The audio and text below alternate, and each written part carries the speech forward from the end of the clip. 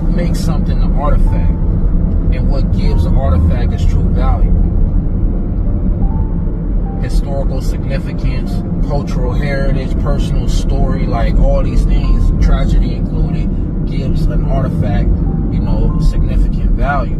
And when I think of the movie The Red Violin, where a craftsman was making these violins and his woman became pregnant with their first child, so he went into crafting a violin specifically for their unborn child, and it became one of the most perfect violins he ever created. But the woman died during childbirth, and the guy took her hair, strands of her hair, to create the strings of the violin to use as a brush, and her blood to paint the violin. And throughout the centuries, it had passed from hands and hands and hands, and has incorporated into its story the stories of others and the tragedies that were involved.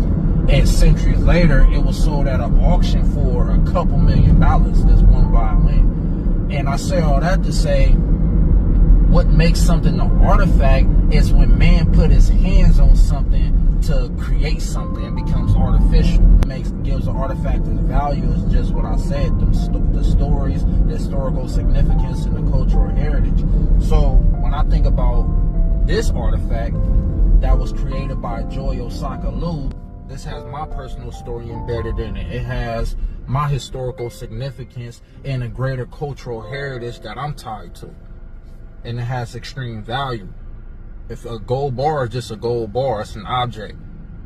But the fact that this was handcrafted and was embedded with things that were symbolic to my life, that gave it extreme value. You know what I'm saying? So I encourage everybody to create their own artifacts.